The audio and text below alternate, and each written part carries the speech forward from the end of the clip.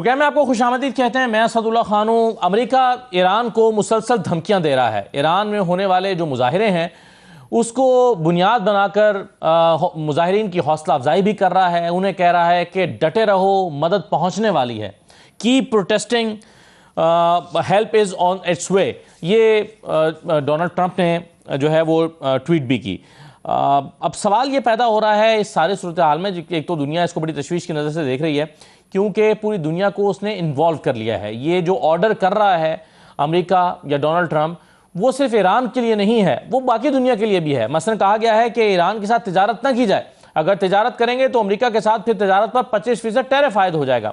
اب ظاہر ہے اس پر سب سے زیادہ تشویش چین کو ہوئی ہے کیونکہ چین کا سب سے باقی دنیا کے جو 100 کے قریب ممالک جو ٹریڈ کرتے ہیں ایران کے ساتھ, ان میں سب سے زیادہ بڑا ٹریڈ والیوم جو ہے وہ چائنا کے ساتھ ہے. لیکن چائنا نے جواب میں کہا ہے کہ اپنے مفادات کے تحفظ کے لیے وہ تمام اور ضروری اقدامات کرے گا. اب چائنا کے پاس کیا آپشنز ہیں, وہ کیا کرے گا؟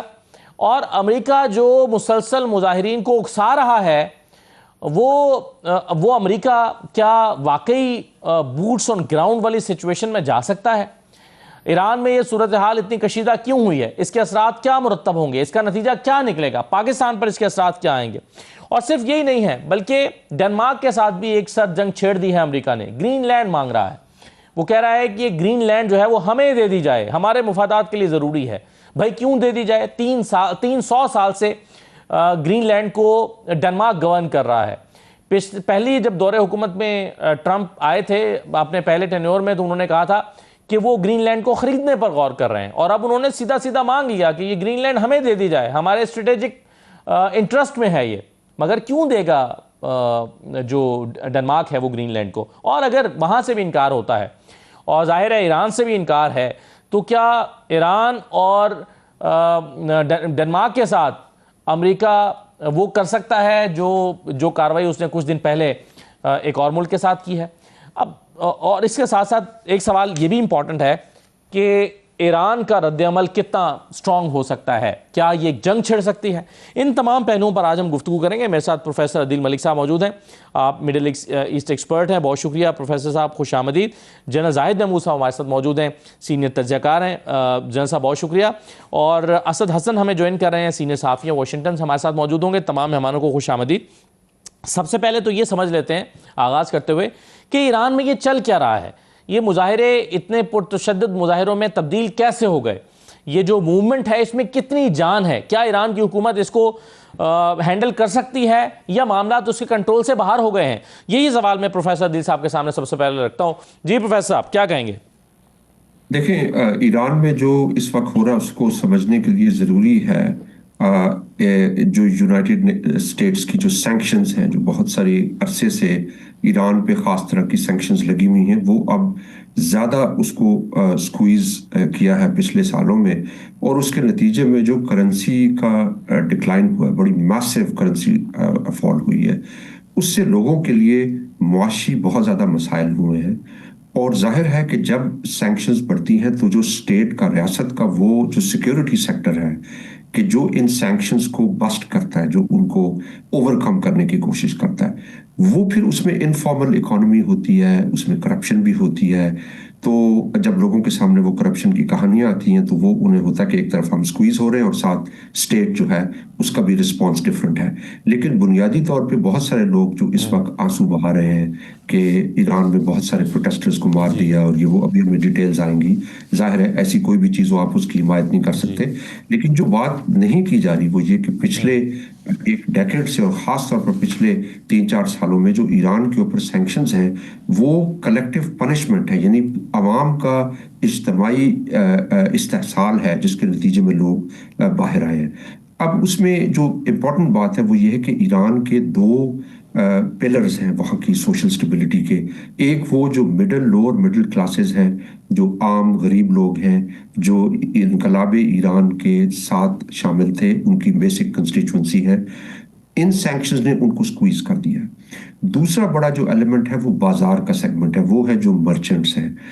پہلے بھی جو ایرانی انقلاب تھا جس کے نتیجے میں شاہ صاحب کو جانا پڑا, اس میں بھی بازار نے بہت امپورٹنٹ رول پلے کیا. آج بھی جو بازار ہے وہ کافی پریشان ہے اس اقتصادی صورتحال سے.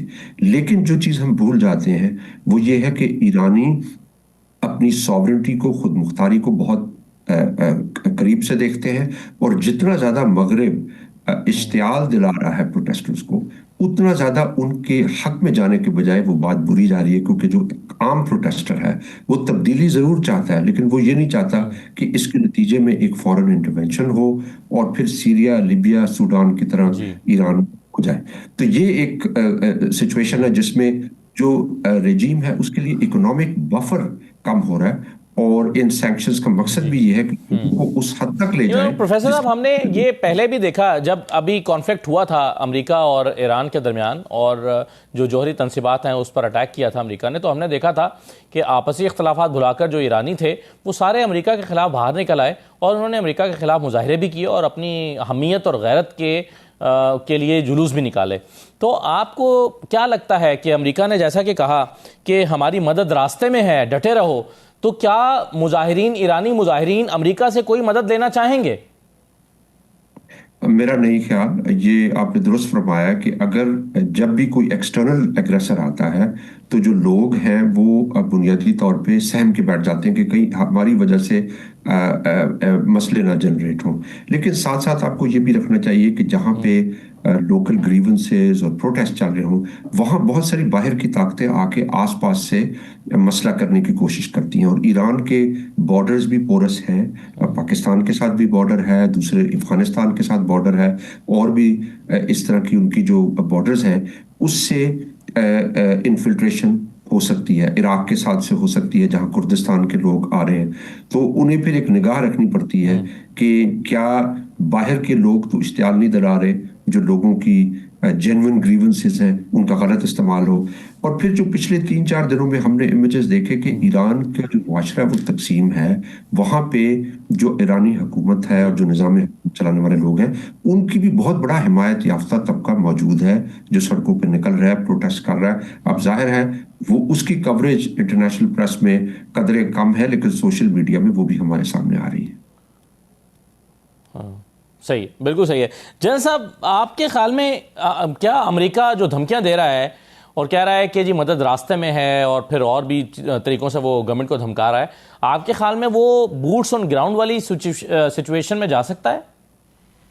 جی، thank you very much Asadullah صاحب فار دا انوائٹ، اور میرا عدیل ملک صاحب کو بھی بہت سلام. بوٹس آن گراؤنڈ تو جی اٹس ڈیفیکلٹ کیا ابھی تو نظر نہیں آتا. اٹس ناٹ انوائرمنٹ ایسی ہے نہیں کہ بوٹس آن گراؤنڈ کرے. جی میرے خیال میں افغانستان میں جو کچھ ہوا، آلدو کے ڈائنامکس ٹوٹلی ڈفرینٹ ہیں ٹرین کے اور بہت ساری چیزوں کے، تو اس کے بعد تو boots on ground is very difficult. لیکن دوسرے آپریشنز کر سکتا ہے، وہ کر سکتا ہے. جیسے آپ کو یاد ہے قاسم سلیمانی صاحب کا 2020 میں بغداد میں جس طریقے سے ٹارگٹ کیا گیا تھا، تو ملٹری لیڈرشپ کو یا آئی آر جی کی لیڈرشپ کو وہ ٹارگٹ ضرور کر سکتے ہیں. اور اگر ایرانینز کوئی پریمپشن کرتے ہیں یا ایرانینز کو ان کے کسی آبجیکٹو کو پہلے لیتے ہیں ان دا ریجن، تو پھر اسٹرائکس میں اضافہ کر لے گا. لیکن وہ اسٹرائکس ہی کر سکتا ہے. اس وقت ٹروپس کو آن گراؤنڈ بھیجنا، آئی ڈونٹ تھنک سو کہ انوائرمنٹ ایسی موجود ہے ایران کے اندر کہ امریکہ کبھی ایسا رسک لے گا. تو اس کے چانسز تو بہت کم ہے. صحیح، بالکل صحیح ہے. اسد حسن صاحب بھی ہمارے ساتھ موجود ہیں. یہی سوال میں ان کے سامنے رکھ دیتا ہوں. اسد صاحب، کیا امریکہ سوچ کیا رہا ہے ایران کے حوالے سے؟ اور یہ جو پروٹیسٹرز کی مدد کرنے کی ڈونلڈ ٹرمپ نے کل بات کی تھی، ٹویٹ کی تھی اور کہا تھا کہ the help is on its way، آپ کے خیال میں وہ کس قسم کی مدد ہو سکتی ہے جو مظاہرین کو امریکہ کی طرف سے مل سکتی ہے؟ بہت شکریہ اسد. کل یہاں پہ منگل کے روز یہاں پہ سیکیورٹی کونسل کے کنزیکٹیو سیشنز ہوئے ہیں اور مختلف آپشنز جو ہیں ان کے اوپر غور کیا گیا ہے. اور اعلانیہ طور پہ پریزیڈنٹ ٹرمپ کے بارے میں یہ کہا جا رہا ہے کہ بظاہر اناؤنسمنٹ ان کی ڈفرینٹ ہو سکتی ہے یا کر رہے ہیں، جیسے انہوں نے کہا کہ ہیلپ از آن دا وے، لیکن ان کے جو قریبی حلقوں کے ریفرنس سے یہاں پہ جو ٹاپ چینلز آپ کہہ لیں یا میڈیا ہاؤسز کہہ لیں، وہ یہ رپورٹ کر رہے ہیں کہ جب وہ اکیلے میں ان سے بات کرتے ہیں تو ان کا ٹون اینڈ ٹینر وہ ذرا مختلف ہے. میں جنرل صاحب کی گفتگو سن رہا تھا، اتفاق کرتا ہوں کہ اپیرنٹلی اس وقت جو حالات ہیں وہ یہ تو نہیں لگتا کہ بوٹس آن گراؤنڈز ہوں گے، لیکن اگین ایریل اسٹرائکس، کیونکہ ایران کی ایسی کیپیسٹی نہیں ہے کہ وہ اس کو رسپونڈ اس طرح سے کر سکے. آج کی جو تازہ ترین ڈیولپمنٹ ہے، آپ نے سنا ہی ہوگا کہ وہاں پہ قطر کے اندر جو سب سے بڑا امریکہ کا فوجی اڈا ہے, 10,000 سے زیادہ US پرسونل وہاں پہ موجود ہیں, ان کو کہا گیا ہے کہ ان میں سے بہت سو کو ایویکویٹ کیا جا رہا ہے یا اس اڈے سے ہٹایا جا رہا ہے. سو آپشنز تو بہت سارے زیر غور ہوں گے, اور سب سے بڑا یہی ہے کہ وہ ایریل سٹرائکس ہو سکتی ہیں, لیکن اس کے لیے ضروری ہوگا کہ آن گراؤنڈ پہلے سے جو ارینجمنٹس ہیں, الٹرنیٹیوز ہیں, یا ایٹ لیسٹ یہ واضح ہو کہ کون سے گروپس ہیں جن کو انہوں نے آگے بڑھ کے سپورٹ کرنا ہے. یہ یہاں پہ اسکیپٹسزم بھی موجود ہے کہ ایران کے اوپر اگر اس نوعیت کی کوئی سٹرائک ہو شاید اس کے فوری نتائج بھی نہ آئیں, لیکن ایک بار پھر نہ صرف یہ کہ وہ خطہ جو ہے وہ غیر مستحکم ہو سکتا ہے, بلکہ ایران ایک اور ایسا ملک بن جائے گا جو کہنا چاہیے کہ فیلڈ اسٹیٹ ہوگا, اور یا اس کے اوپر جو ہے وہ ملیٹنٹس کا کنٹرول ہو سکتا ہے. So that would be again challenge not only for US بلکہ الائز کے لیے بھی اور اس ریجن کے لیے. سو کافی مشکل اور پیچیدہ صورتحال ہے, but at the same time Washington کے اندر لگتا ہے کہ چیزوں کو پیس اپ کیا جا رہا ہے کہ اس کے بارے میں کوئی حتمی فیصلہ کیا جائے, حتمی پوزیشن لی جائے. جی صحیح ہے. جیسا اگر جیسے کہ آصف صاحب نے بھی کہا کہ بوٹس آن گراؤنڈ کا امکان نہیں ہے, آپ کی رائے بھی یہی تھی, لیکن اگر کوئی ایریل سٹرائک ہوتی ہے جیسے کہ پہلے بھی امریکہ نے کیا, تو آپ کے خیال میں جو ایران نے جوابی حملہ کرنے کی دھمکی دی ہے اور کہا ہے کہ پھر جو علاقائی اڈے ہیں آپ کے اس ریجن میں ہم ان کو نشانہ بنائیں گے, آپ کے خیال میں ایران کا رد عمل کیا ہو سکتا ہے؟ دیکھیں اسد, یہ دو چیزیں ہیں جی. پہلی چیز تو ہمیں یہ دیکھنا ہوگا کہ پہلے جو دیر آر ٹو رسپانسز جو ایران نے ماؤنٹ کرنے ہیں جی. پہلا تو رسپانس ہے جو وہاں پہ مظاہرین ہیں جی. اب مظاہرین کے اندر بھی ان میں وہ دیکھ رہے ہیں کہ جی فسادی کون سے ہیں اور مظاہرین کون سے ہیں. اکنامک کنڈیشنز تو ہے وہاں پہ, سٹریس تو ہے, پہلے ان کو کیسے ڈیل کرنا ہے. اب ان کو ڈیل کرنے کے لیے جو رسپانس ماؤنٹ کرنا ہے وہ پولیس تو چلے جو بھی کر رہی ہے, ایک چیز ہے ان کی ملٹری جو عام آرمی, اور ایک ہے IRG جو ریولوشن پروٹیکشن کی فورسز ہیں جی. ان کا رسپانس کیسے آتا ہے. لیگل بیٹل بھی انہوں نے شروع کر دی ہے. محاربہ جو ان کا 279 میں جو دیا گیا اور 282 کے تحت محاربہ is waging war against the Islamic establishment, تو اس میں سیریس سزائیں ہیں, وہ ان کو کیسے دیتے. تو یہاں سے پہلا تو رسپانس جنریٹ ہونا ہے. اور اگر اس پہ ایکسٹرنل رسپانس جیسے آتا ہے, جیسے امریکہ کی جو بھی انوالومنٹ ہوگی, چاہے وہ ملٹری رسپانس کی صورت میں ہو یا کسی اور رسپانس کی صورت میں, اس کا زیادہ ویلکم ہونا ایران میں نظر نہیں آ رہا, کیونکہ وہ ایرانین سمجھتے ہیں کہ جو $100+ بلین باہر پھنسے ہوئے ہیں سینکشنز کی وجہ سے, that is a major cause of inflation. 40% inflation ہو گئی ہے. تو جب اس پہ اگر امریکنز کرتے ہیں یہ سٹرائکس کرتے ہیں, تو پھر ایران نے آلریڈی اپنی ول مینیفیسٹ کی ہے. جب قطر میں انہوں نے العدید کے اوپر میزائل سٹرائک کی, اس کا نقصان ہوا یا نہ ہوا, وہ اچانک وار ختم بھی ہو گئی, وہ ایک الگ ڈیبیٹ ہے کہ وہ کیسے, تو وہ آلریڈی اپنی ول شو کر سکتے. آف کورس اسرائیل ان کی رینج میں ہے, اسرائیل کو وہ ٹارگٹ کر سکتے ہیں, ڈپلومیٹک مشنز کے اوپر بھی کر سکتے ہیں جیسے عراق وغیرہ میں اپنے ایلیمنٹس کی مدد سے, یا ڈائریکٹ سٹرائک کی وجہ سے, کیونکہ وہاں پہ جو اتنی ملٹری ہے نہیں. جہاں پہ ملٹری آبجیکٹیوز ہوں گے وہاں ملٹری کو کر سکتے ہیں. پھر ان کی اگر ایسٹس اگر کوئی سمندروں میں موجود ہے اس کو سمبولیکلی ٹارگٹ کر سکتے ہیں, but that will be a serious circumstances. اگر پریمپشن موڈ میں کرتے ہیں, امریکہ سے پہلے کرتے ہیں, تو پھر تو دعوت دے رہے ہیں آل آؤٹ وار سٹرائکس کی فرام دا امریکنز. اور امریکہ کے کسی اس پہ رسپانس میں کرتے ہیں تو پھر آف کورس یہ پھر مورل گراؤنڈ لیں گے کہ جی ہم آرٹیکل 51 جو UN کا ہے اس کے تحت ہم نے رسپونڈ کیا ہے. تو but again situation will be precarious, but complex situation ہے. بٹ پہلے تو ایران کو ڈیل کرنا ہے ود دا پروٹیسٹرز کہ اس کو تھوڑا سا کام ڈاؤن کیا. پھر دو چیزیں بڑی ضروری ہے, اگر میں کوئکلی کہہ سکوں, دو چیزیں اس پورے جو ایران کا رسپانس ہے یا ایران کے اندر جو سچویشن ہے اس کو, ایک ان کی جو آرمی کا رسپانس کہ وہ پروٹیسٹرز کے ساتھ کیسا بیہیو کرتے ہیں. سیریس ہے کہ IRG نے تو ایکشن لینے ہی لینے ہیں, لیکن ان کی جو ملٹری ہے وہ کیا رسپونڈ کرتی ہے. اینڈ ون آسپیکٹ جس کی طرف بڑے کم لوگ توجہ دیتے ہیں, میں سمجھتا ہوں کہ یہ جو آئل انڈسٹری ہے ان کی, وہ جو لوگ جو آئل انڈسٹری سے, کیونکہ دیٹ از اے میجر ان کی ایک ایلیمنٹ ہے ان کی ڈپلومیسی پالیٹکس کا, اور اس کا رول بھی اکنامکس کے اندر, وہ لوگ اس چیز کو کیسے لیتے ہیں. پھر مظاہرے پچھلی دفعہ سے ڈفرینٹ ہے, اس پہ پھر بات ہو سکتی ہے. اور اسٹرکچرڈ اپوزیشن نہیں ہے, لیکن کہیں کے جو بیٹے ہیں رضا پہلوی وہ نظر آ رہے ہیں. تو I think it's a complex situation, but very very alarming, dangerous بہت ہے. صحیح. اس وقت جو سچویشن ہے پروفیسر عدیل صاحب, آپ کے خیال میں مظاہرین پر کس حد تک قابو پا لیا ہے؟ یعنی سچویشن ایرانین گورنمنٹ کے کتنا کنٹرول میں ہے یا آؤٹ آف کنٹرول ہو چکی ہے؟ ठीक है, मैं अगर आप मुझे इजाजत दें तो इस सवाल से पहले जो असद साहब ने और जंग साहब ने फरमाया उसको मैं मुकम्मल थोड़ा सा कर दूं। दोनों ने इस जानिब इशारा किया, और वो ये इम्पोर्टेंट है कि अमेरिका के लिए टारगेट करना बहुत आसान है। उनके पास जियो कोऑर्डिनेट्स हैं जो ईरानी इनकलाब के लीडर हैं, बाकी भी उनकी लीडरशिप के, लेकिन जो उनके कंट्रोल में नहीं है, एक ये कि बूट्स ऑन द ग्राउंड, वो अनसर्टेनिटी है।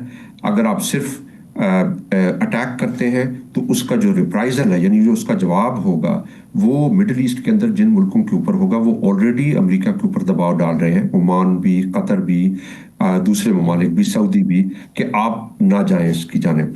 लेकिन जाहिर है इजराइल का प्रेशर है बहुत ज़्यादा यूनाइटेड स्टेट्स में। अब जो डिसाइसिव फैक्टर होगा मेरे ख्याल में अमेरिका के लिए कि वो जाएं अटैक करें कि ना, वो होगा कि अगर ईरान की जो रजीम है उसमें कोई तकसीम है, कोई फिशर है, अगर कोई ऐसी तकसीम मौजूद है और उनकी इंटेलिजेंस के पास मौजूद है कि IRGC में या ईरान की जो हुकूमत के लेवल पे कुछ अंदर उनके लोग मौजूद हैं जो तैयार हैं कि जो ही आप टॉप लीडरशिप में से किसी को हटाएंगे तो वो चार्ज ले लेंगे, तो फिर तो डेफिनेटली एक उनके लिए बड़ा पॉजिटिव आउटकम होगा और वो उसको करेंगे।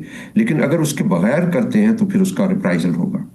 अब आते हैं आपके सवाल की जानिब। ये अभी इस वक्त चूंकि इंटरनेट भी नहीं चल रहा और दोनों तरफ से खबरें आ रही हैं, इसलिए अभी ये नहीं कहा जा सकता कि कोई कंट्रोल में है कि नहीं, लेकिन ये 2-3 इशारे हमारे सामने ज़रूर मौजूद हैं।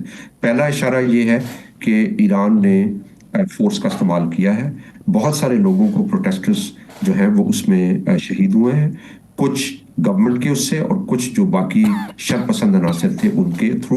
और ईरान ने इंटरनेशनल मीडिया को दिखाया है कि कैसे खास तरह के शरपसंद अनासर आके इसको इस्तेमाल करने की कोशिश करते हैं। ये एक इशारा हमारे सामने है। दूसरा जो इशारा हमारे सामने है वो ये कि बहुत सारे काउंटर प्रोटेस्ट जो हुकूमत की सपोर्ट में निकले हैं वो भी बाहर आए हैं। और तीसरा जो बड़ा इशारा है हमारे सामने वो ये कि जो वेस्ट खुल के उनकी सपोर्ट में आगे आ रहा है, वो प्रोटेस्टर्स के हक में चीज नहीं जा रही। अगर आप एक मीडियन एवरेज प्रोटेस्टर तेहरान या बाकी बड़े शहरों की सड़कों पे देखेंगे तो वो ये सोचेगा कि मैं बाहर निकल रहा हूं तो क्या मैं इनकलाब की तरफ मामला जाएगा या चेंज ऑफ गवर्नमेंट या बाहर से हमले की सूरत में जाएगा। तो उन्होंने जो बाहर का रिस्पॉन्स है उसने लोग थोड़ा सा कंफ्यूज कर दिया। तो मैं ये कहूंगा कि थोड़ा बहुत कंट्रोल में चीजें शायद गवर्नमेंट के आ चुकी हैं, लेकिन again I would preface it by saying कि अभी हमारे पास मुकम्मल मालूमात नहीं है। सही है सर, लेकिन जो दूसरी तरफ जो दूसरा फरीक है इस सारे मामले में ईरान में, वो रज़ा पहलवी हैं।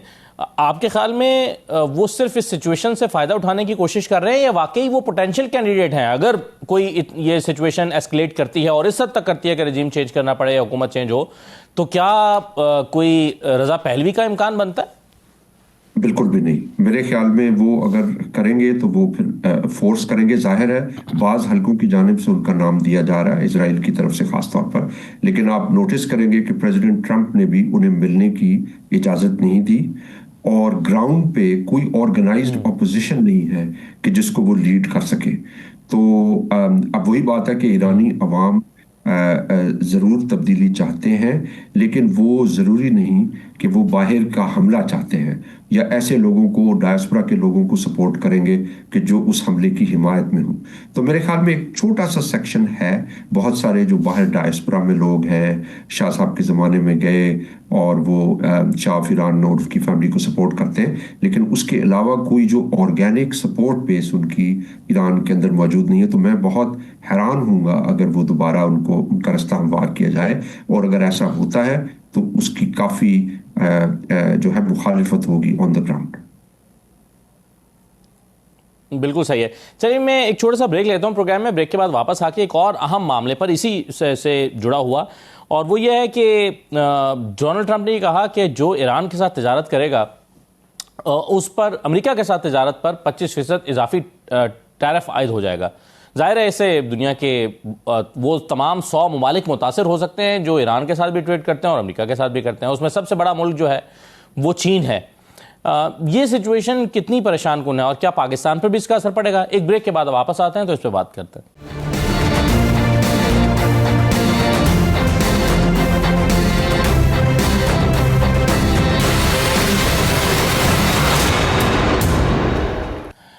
بریک کے بعد آپ کو دوبارہ خوش آمدید کہتے ہیں. ڈونلڈ ٹرمپ کو ویسے تو ان کے بارے میں کہا جاتا ہے کہ وہ انپریڈکٹیبل پرسنالٹی ہیں, وہ اچانک سے کچھ بھی کہہ دیتے ہیں, کچھ بھی کر دیتے ہیں اور ان سے کچھ بھی توقع کی جا سکتی ہے. اب انہوں نے ایک بیان دیا, انہوں نے کہا کہ جو بھی ایران کے ساتھ تجارت کرے گا اس پر امریکہ کے ساتھ ہونے والی تجارت پر 25% اضافی ٹیرف عائد ہوگا.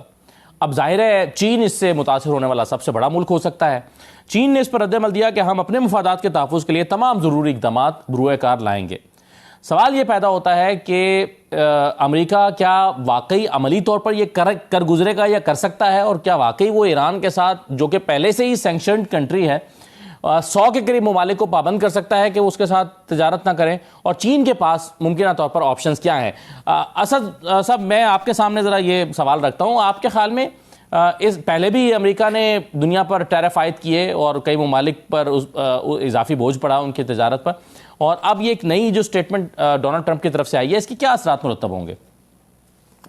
دیکھیں, اس میں تو خیر کوئی شک نہیں ہے نا کہ پریزیڈنٹ ٹرمپ جو کہہ رہے ہیں کم و بیش وہ کافی چیزوں کو کر گزرتے بھی ہیں. یہ ان کے ڈیفینس منسٹر کا بھی اسٹیٹمنٹ ہے کہ ٹرمپ جو کہتے ہیں وہ کرتے ہیں, ان کو لائٹ نہ لیا جائے. ٹیرف انہوں نے پہلے عائد کیے ہیں باشمول انڈیا کے ساتھ ان کی ایک کلوز پارٹنرشپ تھی. یہی ٹیرف کا معاملہ ہے کہ انڈیا کے ساتھ ان کی ڈپلومیٹک ریلیشن شپ ہو, باقی بھی تمام فرنٹس کے اوپر وہ چیزیں خراب ہوئی ہیں.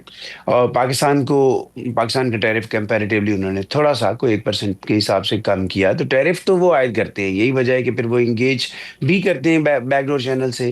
چین پہ کیے, چین نے جواباً اتنے ہی ٹیرف عائد کر دیے. کینیڈا پہ کیے, کینیڈا نے بھی اسی طرح کا رسپونڈ کیا. لیکن میں اکانومسٹ نہیں اور اکانومی کو اس طریقے سے نہیں جانتا سمجھتا ہوں, لیکن یہ ضرور ہے کہ ٹیرف عائد کرنا اتنا آسان نہیں ہے, کیونکہ جواباً جو ریٹیلیشن ہوتی ہے اس کا امپیکٹ بھی یو ایس مارکیٹ کے اوپر ہوتا ہے, یو ایس کنزیومر پہ ہوتا ہے, اور اس کا جو اثر ہے وہ الٹیمیٹلی پھر وہ ریپبلکن پارٹی کی جو کور ہے وہ اس کو فیل کرتی ہے. اب مڈ ٹرم الیکشنز جو ہیں وہ بھی سر پہ کھڑے ہیں, تو ایسے بہت سارے فیصلے ان کے سیاسی جو مضمرات ہیں اور سیاسی اثرات ہیں وہ بھی پریزیڈنٹ ڈونلڈ ٹرمپ اور ان کی ٹیم کے سامنے ضرور موجود ہوں گے. لیکن یہ وہ ایک ویپن ہے امریکہ کے پاس, چونکہ وال اسٹریٹ کنٹرول کرتا ہے بہت ساری دنیا کی معیشت کو, تجارت کو, تو اور پھر جو یو ایس پالیسیز ہیں, یو ایس اکانومی جو کہ اسٹرانگ ہے, ساری دنیا کے ملک اس کے ساتھ ٹریڈ کرنا چاہتے ہیں.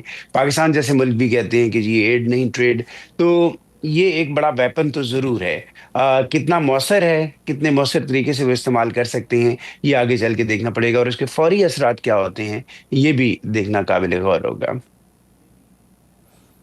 صحیح, بالکل ٹھیک ہے. یہ ٹریڈ کو دیکھنے کا تو ایک زاویہ ہے ہی جنرل صاحب, لیکن ظاہر ہے اگر امریکہ یہاں پر آتا ہے ایران میں, چاہے وہ کسی بھی طریقے سے آئے, پراکسیز کے ذریعے آئے, ایئر اسٹرائکس کے ذریعے آئے, یا کچھ بھی کرے, تو ظاہر ہے چائنا یعنی اس کو ٹریڈ کی آنکھ سے تو دیکھ ہی رہا ہوگا, اسٹریٹجک امپورٹنس کا حامل بھی تو یہ ہوگا, اور پورے علاقے میں, پورے ریجن میں ایک اس پر جو ہے وہ تشویش ہوگی. آپ کے خیال میں روس اور چائنا اس معاملے کو کس طرح سے دیکھ رہے ہیں؟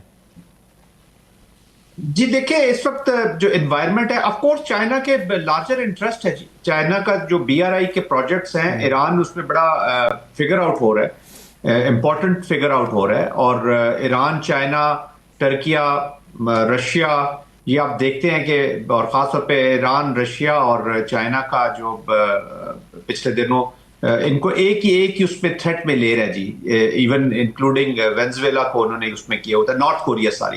تو ان ساروں کو ایک اس میں جو اینیمی کی ایک ٹوکری ہے جو اس میں اس نے رکھا ہوا ہے. بٹ چائنا کا بہت انٹرسٹ ہے جی. بیسیکلی اس ریجن میں جو بھی امپلیکیشن ہوتی ہے وہ چائنا کا بینگ دا مین کمپیٹیٹر, ان کی جو اکنامکس ہے اس کا مین کمپیٹیٹر اس ڈومین میں ہمیشہ امپیکٹ ہوگا, اور اس کا امپیکٹ آئے گا.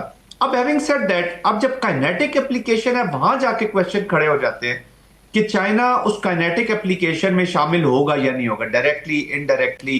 مجھے تو نہیں نظر آتا کہ ڈائریکٹلی کسی کنفرنٹیشن میں ایرانین کانٹیکسٹ میں پاس میں بھی ہوئے ہیں, لیکن ان کا بھی جو ڈپلومیٹک پولیٹیکل سٹانسز تھے وہ ایک لمٹ سے آگے نہیں گئے.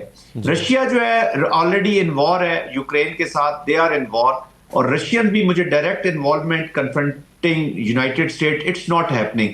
اگر کچھ کرنا ہوتا تو سیریا کا آپ کو یاد ہوگا, کیونکہ رشیا اور سیریا کا جس طریقے سے کولیبریشن کوآپریشن چل رہا تھا, people were expecting, there were few strategic mind جو ایکسپیکٹ کر رہے تھے کہ رشیا کسی نہ کسی ڈومین میں اپنے آپ کو انوالو کرے گا. I personally I feel کہ کوئی ڈائریکٹ انوالومنٹ کائنیٹک ڈومین میں یا ملٹری ڈومین میں ڈائریکٹ نظر نہیں آ رہی. انڈائریکٹلی سپورٹ کرتے رہے تو کرتے رہے, لیکن چائنا نے دیکھیں اس وقت جو ٹریڈ وار ہے, جیو اکنامکس جو ہے وہ جیو پالیٹکس کے آگے تھوڑی سی چل رہی ہے. گو کہ instrument of war geopolitics کا یوز ضرور ہو رہا ہے فار دا لارجر کوئرژن کے لیے اور انٹیمیڈیشن کے لیے, لیکن ملٹری کنفرنٹیشن مجھے اس کے آثار بڑی تینوں طاقتوں کے درمیان نہیں لگ رہے. صحیح ہے. پروفیسر عدیل صاحب, آپ کے خیال میں چین کا رد عمل کیا ہو سکتا ہے؟ چین آلریڈی 30% کے قریب ٹیرف جو ہے وہ دے رہا ہے اس کی مصنوعات پہ. آپ کے خیال میں مزید 25% کا رد عمل کیا ہو سکتا ہے پھر چائنا کی طرف سے؟ میرے خیال میں یہ اب ایک دھمکی کے حد تک تو ٹھیک ہے, لیکن اس کو کیری آؤٹ کرنا بڑا مشکل کام ہے. آپ نے دیکھا پچھلے سال ڈیڑھ میں کافی امریکہ کی طرف سے یہ آیا کہ ہم اتنا ٹیرف بڑھائیں گے. اس کا کیا نتیجہ نکلا؟ چائنا جو ہے وہ اس نے اس کے لحاظ سے ایڈجسٹ کیا, اور بلکہ امریکہ کی جو کمپنیاں ہیں ان کے لیے مسئلہ ہوا, کیونکہ بہت سارے جو کرٹیکل منرلز ہیں اور خاص طرح کی گڈز ہیں جن کی اوپر ڈپینڈنس ہے امریکہ کی, تو وہ چائنا نے اس کو کہا کہ ہم نہیں کریں گے. اور اب دیکھیں, جب بھی آپ تجارت کا جو فطری فلو ہے یا جو اس کا بہاؤ ہے اس کو جب آپ روکتے ہیں تو جس طرح پانی ہے نا, اس کو روکیں گے تو وہ آس پاس سے نکل جاتا ہے. اسی طرح تجارت میں ایز اکانومسٹ ہم یہ پڑھتے ہیں کہ جب آپ اس کو روکتے ہیں ٹیرفز کے تھرو اور اس طرح کے ایڈمنسٹریٹو ایکشنز, تو اس سے کیا ہوتا ہے کہ اسمگلنگ کی طرف چلا جاتا ہے معاملہ. تو وہی, اور اس میں تو چائنا, رشیا اور خاص طور پہ ایران اگر پوری دنیا میں کوئی ملک ہے جو ماسٹر ہے آف بسٹنگ سینکشنز, انہوں نے پیرلل سٹرکچرز بنا لیے ہیں کہ جس کے تھرو وہ گڈز کو موو کرتے ہیں, تیل بیچتے ہیں, عالمی جو نظام ہے پیمنٹ سسٹم ہے اس کو اوائڈ کر کے وہ پیسہ لے کے آتے ہیں. تو ان کی تو اسپیشلائزیشن ہے اس پوری چیز کے اندر. اور پھر اگر امریکہ کا یہ کہنا ہے تو وہ امریکہ اپنی انٹرسٹ کے خلاف جا رہا ہے, کیونکہ جب بھی آپ انفارمل ٹریڈ کو زیادہ مضبوط کرتے ہیں تو اس سے ریاست کا وہ ستون زیادہ مضبوط ہوتا ہے جس کے ہاتھ میں ہتھیار یا کورسو پاور ہوتا ہے. ایران کی جتنی بھی اسمگلنگ اکانومی ہے یا جو انفارمل بیک چینلز ہیں اس میں جو کنٹرول ہے وہی IRGC کا کنٹرول ہے, وہ ان کے بڑے دوسرے اداروں کا کنٹرول ہے. تو آپ انہیں کو اسٹرینتھن کر رہے ہیں اس کے نتیجے میں. پھر دوسری جو اہم بات ہے وہ یہ کہ جو امریکہ کے ریلیف ہیں اس پورے ریجن میں ان سب کی ڈیپینڈنس ہے. تو چلیے شروع کرتے ہیں UAE سے.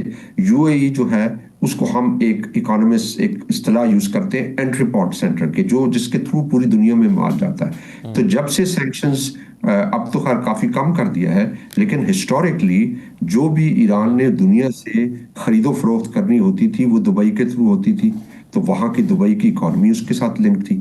پھر آ جائیں آپ عراق پہ, تو عراق جو ہے اس کو ہر سال US خود ویور دیتا ہے کہ آپ بجلی خرید لیں, ورنہ بصرہ میں پروٹیسٹ ہوتے ہیں. تو وہ ویور دیتے ہیں تاکہ عراق جو ہے وہ چیزیں ضروری اشیاء ایران سے خریدتا رہے. پھر آ جائیں پاکستان پہ. پاکستان میں بلوچستان سے جو چیزیں آ رہی ہیں اس میں اسمگلنگ ہے.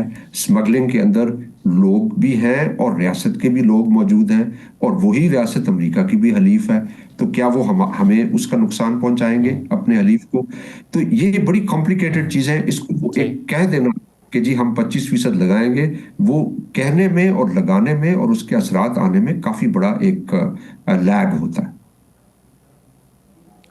صحیح ہے, بالکل صحیح ہے سر. اس سے پہلے کہ میں یہ گرین لینڈ والے معاملے پر آؤں اور ڈنمارک والے ایشو پر, ایک چیز مجھے ایران کے حوالے سے اور بتا دیجیے. جو اس وقت ایک اسٹرگل چل رہی ہے وہاں پر اپنے رائٹس کے لیے, لوگوں کے ہاں ایک موومنٹ چل رہی ہے, کیا یہ اینٹی ریولوشن یا پرو ریولوشن لوگوں میں کوئی تفریق کر کے ہو رہی ہے؟ یعنی یہ جو لوگ احتجاج کرنے کے لیے نکلے ہوئے ہیں ایران میں, کیا ان کے بارے میں یہ کہنا درست ہوگا کہ یہ اینٹی ریولوشن ہے اور یہ چاہتے ہیں کہ جو انقلاب کی حکومت ہے اس کے علاوہ کوئی اور سیٹ اپ آنا چاہیے, یا اس میں پرو ریولوشن لوگ بھی شامل ہیں اور مطالبہ صرف ان کا مہنگائی اور اکنامک ریزنز کی وجہ سے ہے؟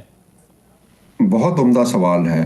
دیکھیں, اس میں ایک جو پیچیدہ چیز ہے, اس میں وہ لوگ بھی ہیں جو پورے نظام کو اوور تھرو کرنا چاہتے ہیں, کچھ ایسے لوگ بھی ہیں جو اسی نظام کو ریفارم کرنا چاہتے ہیں. دیکھیں, ایران میں پچھلے 20 سالوں سے ایک کشمکش چل رہی ہے پرو ریولوشن گروپس کے اندر بھی. ایک وہ گروپ ہے جو بہت زیادہ اسٹیٹ کے ساتھ الائنڈ ہے, IRGC ہے, بنیاد مستحفظہ ہیں, چیریٹی آرگنائزیشن, اسٹیٹ کا انفراسٹرکچر ہے.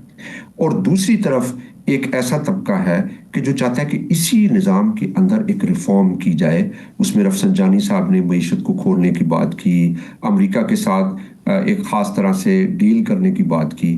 لیکن مسئلہ یہ ہے کہ ایران میں جو ریفارمرز ہیں ان کے ہاتھوں کو مضبوط کرنے کے بجائے مغرب نے ان کو مزید کمزور کر دیا، کیونکہ نہ تو ان کو وہ ڈیل دیتے ہیں جس سے ایک اکنامک بفر آئے اور وہ جو مڈل کلاس ہے وہ اسٹرینتھن ہو. تو یہ ایک جو ہے نا چیز اس میں موجود ہے. دوسری چیز جو یہ ہوتی ہے کہ پوری دنیا میں اور تاریخ میں بھی آپ نے دیکھا ہوگا کہ جہاں بھی انقلاب آتا ہے، انقلاب کے بعد اگر ہر کچھ ڈیکیڈز کے بعد آپ اس کو امپروومنٹ نہیں لے آتے تو انقلاب کے اندر ہی کاؤنٹر ریولوشن یعنی انقلاب کے اگینسٹ فورسز جنم لینا شروع کر دیتی ہیں. اور ایز اے سوشل سائنٹسٹ میں سمجھتا ہوں کہ کسی بھی ریاست میں جب جن لوگوں کے پاس ریلیجس پاور ہے اور جن کے پاس کوئرسو پاور ہے یعنی آرمز ہیں، جب ان کے پاس معاشی پاور بھی آنا شروع ہو جاتی ہے تو وہ اس ریاست کے اندر خطرہ کی گھنٹی ہوتی ہے. کیونکہ جب ایک ایسا ستون جس کے پاس دین کی بھی انٹرپریٹیشن ہے اور جن کے پاس ہتھیار بھی ہیں اور پھر اس کے ساتھ ان کے پاس معاشی طاقت بھی ہے، تو وہ پھر جو معاشرے کے انڈیپینڈنٹ گروپس ہیں جو ان کو کنسٹرین کر سکتے ہیں، روک سکتے ہیں، وہ ختم ہونا شروع ہو جاتے ہیں. یہ عمل ہم پاکستان میں بھی کسی حد تک دیکھ رہے ہیں. لیکن یہ بیسکلی تاریخ ہمیں یہ بتاتی ہے کہ normally those who have coercive power, those who have religious power, they should stay away from economic and political power. ایک چھوٹے سے بریک کے بعد اس پہ واپس آ کے بات کرتے ہیں. ہمارے ساتھ رہیے.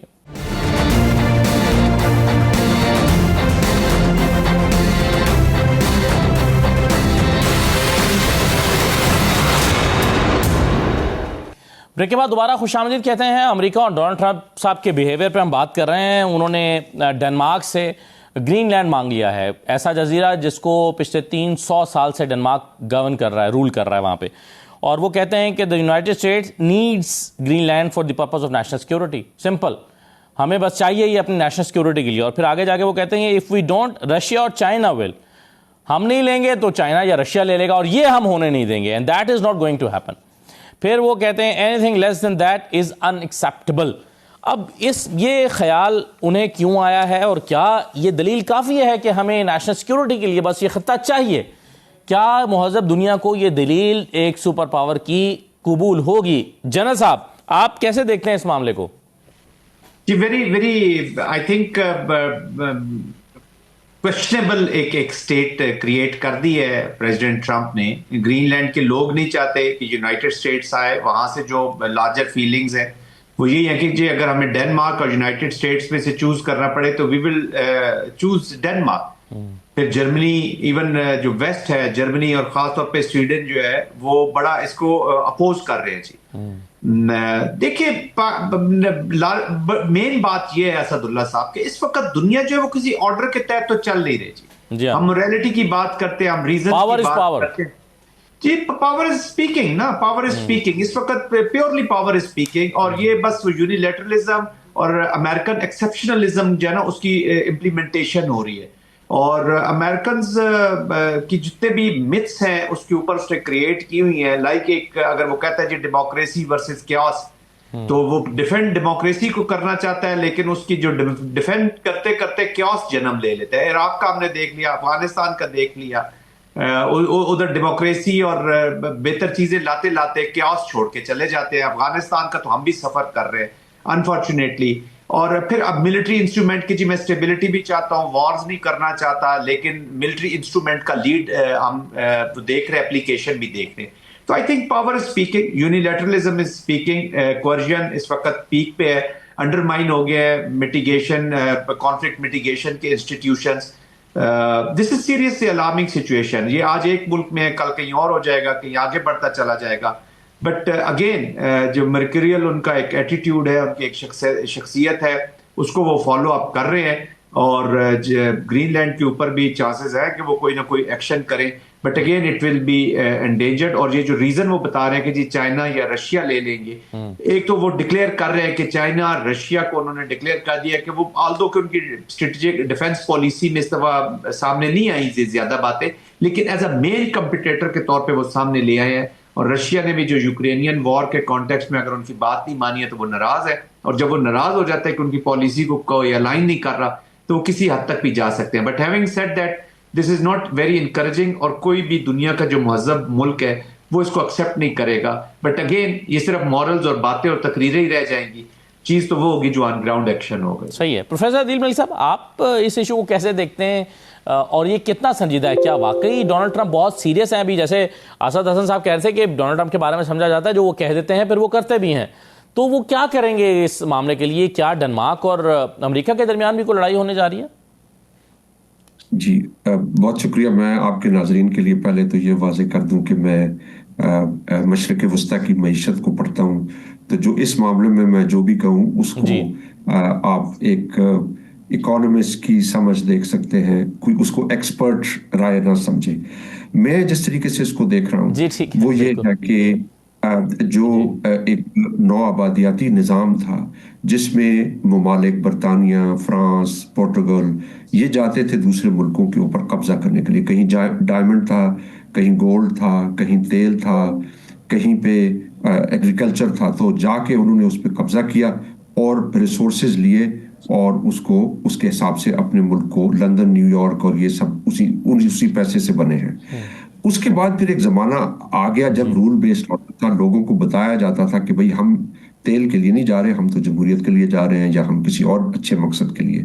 تو اب ہم واپس جا رہے ہیں اس دور کی طرف جو ریسورس نیشنلزم کا دور ہے, کہ یہ جو کرٹیکل ریسورسز ہیں, خاص طور پہ جو قیمتی معدنیات ہیں, وہ ہمیں چاہیے. ہمیں ڈیفنس انڈسٹری کے لیے چاہیے, ہمیں باقی ایکسپورٹس کے لیے چاہیے. اب چائنا کے پاس ہے وہ قیمتی معدنیات, تو باقی دوسری جگہ جہاں پہ وہ قیمتی معدنیات مل سکتے ہیں وہاں پہ اب آرگومنٹ اور لاجک کی بات نہیں, ہم جا کے اس کو چھین لیں گے. یہ ایسے ہی ہے کہ بچپن میں ہم جب بچے لڑتے ہیں ایک دوسرے کے ساتھ تو ایک آرگومنٹ چل رہا ہوتا ہے اور ایک آرگومنٹ آتا ہے جو کوئی آرگومنٹ نہیں, آپ بس چھین لیتے ہیں اس سے.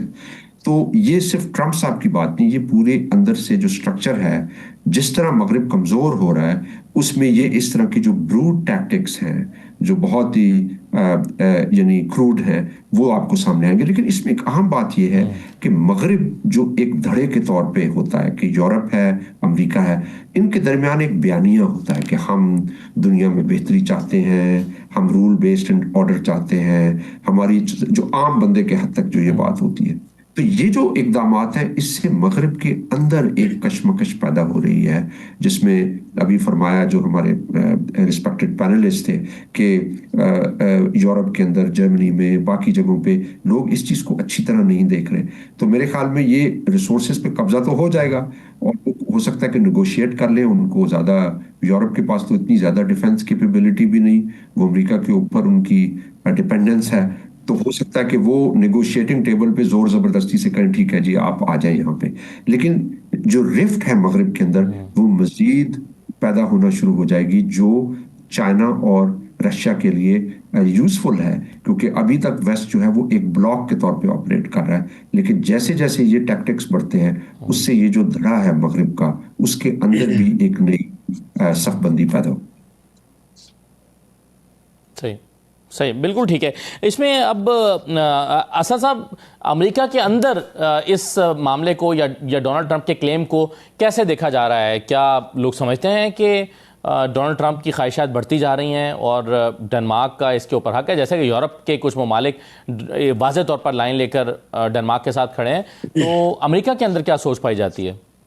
دیکھیں جنرلی اگر ہم دیکھیں کہ یہاں پہ جو پالیسی گروپس ہیں یا وہ یقیناً اس کے بارے میں یہ رائے رکھتے ہیں کہ یہ کوئی ڈیموکریٹک ایکشنز تو نہیں ہیں. وہ وینیزویلا ہو, وہاں پہ بھی آواز اٹھائی گئی ہے, اس ریفرنس میں بھی لوگ بات کرتے ہیں, کانگریس کے جو لوگ ہیں وہ بات کرتے ہیں. لیکن عدیل صاحب نے جیسے کہا ہے نا, انہوں نے بڑی خوبصورتی سے اس کو بیان کر دیا ہے کہ اس کو کوئی لمبے چوڑے فلسفوں اور اس کے پس منظر میں دیکھنے کی ضرورت نہیں ہے. طاقت ہے, طاقت بول رہی ہے میک امریکہ گریٹ اگین, بلکہ وہ کہتے ہیں کہ میک امریکہ ویلدیئر اگین. سو وہ میکسیمم جو ہے وہ ریسورسز وہ کیپچر کرنا اپیرنٹلی وہ مقصود ہے, اور اس میں ضروری نہیں ہے کہ اس میں جو پوری ان کی ریپبلکن کور ہے وہ ان کے ساتھ ہو یا ظاہر ڈیموکریٹس ان کے ساتھ ہوں, لیکن ظاہر ایک طاقت ہے ان کے پاس اور وہ طاقت کا اظہار کر رہی ہیں. اور مجھے خیر یہ لگتا ہے کہ یہ صرف بات جو ہے نا وینیزویلا کے اندر اس کے آئل کی جو کہنا چاہیے ویلز ہیں یا اس کی جو تیل کی جو قوت ہے یا جو فائنینشیل اس کے بینیفٹس اور ایسٹس ہو سکتے ہیں امریکہ کے لیے, یا اسی طرح گرین لینڈ کے اندر, اس کا پرپز جو ہے نا وہ آگے کسی بدلتی ہوئی دنیا کے لیے، اور وہ کوئی زیادہ فاصلے پہ ہمارے سامنے اپیرنٹلی نہیں کھڑی۔ ایک طرف مجھے یہ لگتا ہے کہ آپ معاملہ، میں کہتا ہوں بظاہر ایسا جس کے اندر چائنا کہیں بھی نہیں ہو، رشیا کہیں بھی نہیں ہو، وہ آ جائے گا الٹیمیٹلی، کیونکہ مجھے یہ لگتا ہے جو برکس ہے اس کا انفلوئنس، چائنا کا بڑھتا ہوا انفلوئنس پوری ریجن کے اندر، اس کو ہر صورت کسی نہ کسی طرح کیٹر کرنا ہے، اور کیٹر کرنے کے لیے اگر ان کو ڈپلومیٹک چینلز یوز کرنے ہیں اور وہ بھی وہ یوز کریں گے، بائی ہوک اور بائی کروک، ایک پالیسی اپیرنٹلی لگتی ہے، اور اسی طرح کا اظہار یہاں پہ ایکسپرٹس جو ہیں وہ کر رہے ہیں۔ اسی طرح گرین لینڈ کے اندر جن معدنیات کی بات ہو رہی ہے، عدیل صاحب نے بھی اس کا وہ ریفرنس دیا ہے، سو وہ ہر صورت اس کو لینا چاہیں گے۔ پانی اگر آپ نے گدلا نہیں کیا تو آپ کے کسی فور فادر نے کیا ہوگا، تو اپیرنٹلی تو یہ کنڈیشن لگتی ہے، اور ان کا مقصد یہ ہے کہ امریکہ کی معیشت، امریکہ کے ریسورسز اس کو توانا کیا جائے، اس کے بدلے میں اگر وہ لوگوں کو کمپنسیٹ کرتے ہیں، سو جو کریٹیکل آوازیں، بہرحال ایک بڑا جمہوری ملک ہے، سو ایک تنقیدی آوازیں آپ کو سننے کو یہاں پہ ملتی ہیں، لیکن وائٹ ہاؤس ان کو کتنا کنسیڈر کرتا ہے یا نہیں، اس کے بارے میں کچھ کہنا جو ہے وثوق سے نہیں کہا جا سکتا۔ مجھے نہیں لگتا کہ ان چیزوں کی کوئی زیادہ برتھ ہے وہاں پہ۔ رائٹ سر، بہت شکریہ جنرل زاہد محمود صاحب، پروفیسر عدیل ملک صاحب اور اسد حسن صاحب، بہت شکریہ پروگرام میں شرکت کرنے کے لیے۔ اجازت دیجیے، اللہ حافظ۔